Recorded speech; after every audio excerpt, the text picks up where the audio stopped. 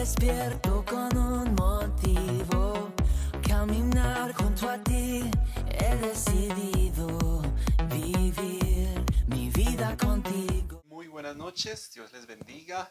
Bienvenidos a este espacio que se llama Un Mensaje con Propósito. La idea es compartir un mensaje de la palabra para edificación de su vida, de mi vida, de nuestras vidas, para acercarnos y mantenernos en el Señor. Bien, el mensaje de hoy se llama ¿Qué hizo cambiar el mundo? ¿Qué hizo cambiar el mundo? Y este lunes que viene, 31 de octubre, la iglesia celebra el inicio de la Reforma Protestante, que fue el 31 de octubre de 1517. Este movimiento generó un fuerte cambio en todo el occidente, ¿sí? Roma gobernaba prácticamente toda Europa a través de la Iglesia Católica Romana y hubo un gran cambio a través del resurgir de la palabra, que fue lo que pidieron los reformadores que se levantaron sobre el siglo XVI. Entonces ese fue el anhelo de los reformadores.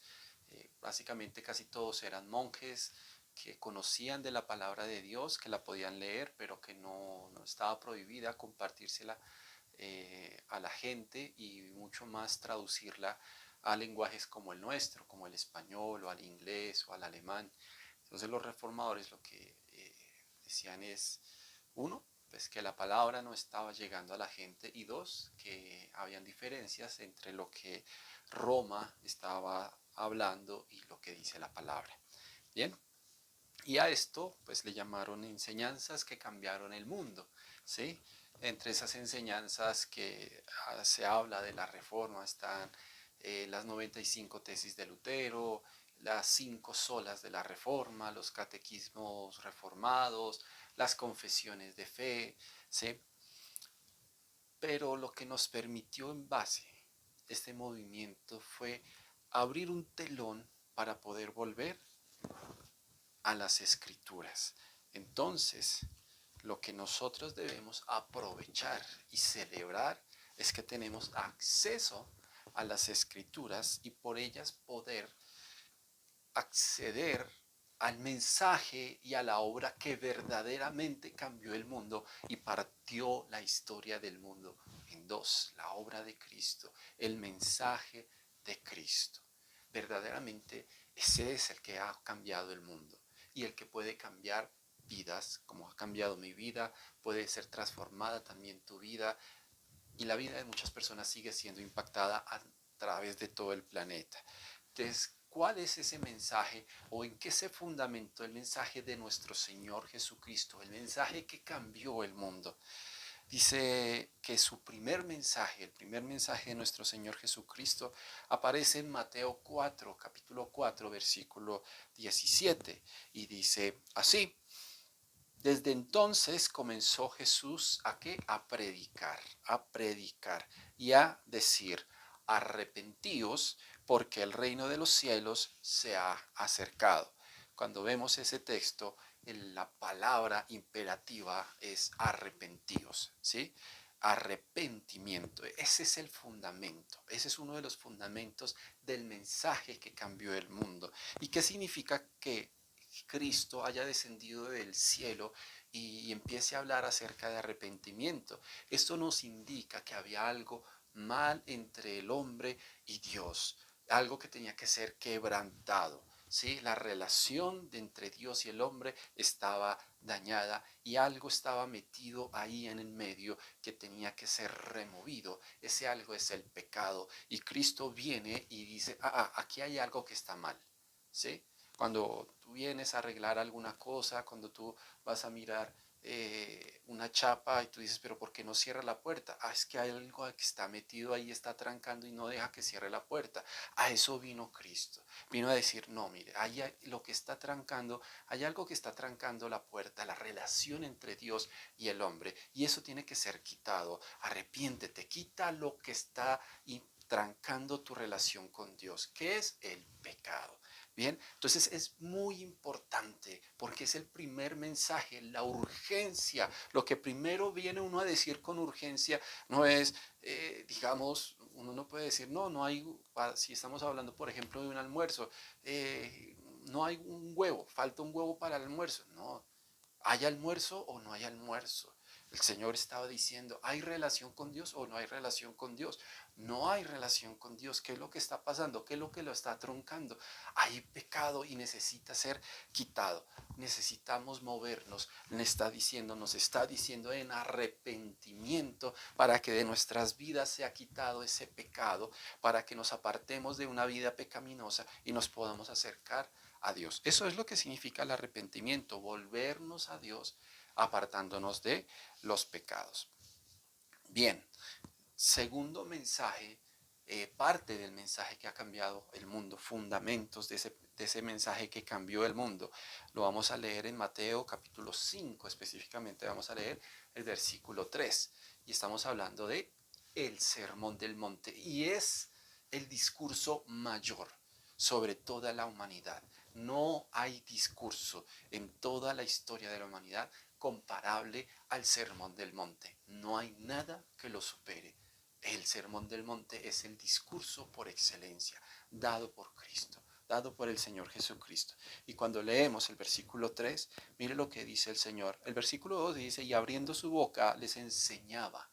Mire lo que enseñó el Señor Jesucristo. Les enseñaba diciendo, bienaventurados los pobres en espíritu, porque de ellos es el reino de los cielos. ¿Y qué significa ser un pobre en espíritu? Ser un pobre en espíritu es reconocer que estoy en una condición caída, ¿sí?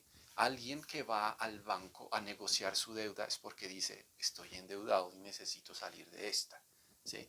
Va a negociar la deuda. Exactamente. El que es pobre en espíritu se acerca a Dios diciéndole, soy pecador.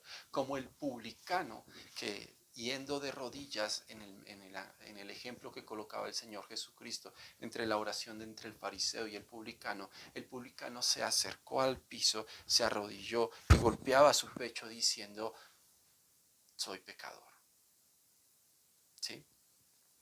Diciendo que era pecador.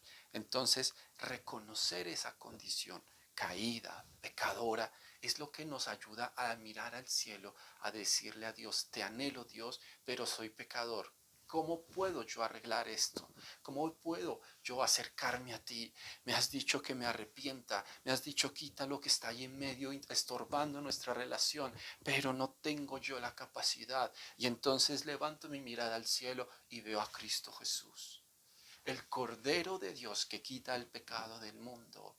Él es el que puede quitar lo que está estorbando nuestra relación con Dios. Pero es necesario que nosotros nos humillemos, como dice la misma Escritura, que nosotros reconozcamos nuestros pecados, que nosotros procedamos en arrepentimiento. Y eso significa ser pobre en espíritu. Que nosotros reconozcamos que somos tan pequeños que no nos podemos salvar a nosotros mismos, sino que hay una obra de un Salvador, que Él es el que me puede rescatar. Porque estando vosotros muertos en vuestros pecados y delitos, como un muerto se va a levantar de la vida. Cristo es el que viene a darnos vida. Bien, entonces este es el mensaje, el fundamento que ha cambiado el mundo, la obra de Cristo, el mensaje de Cristo.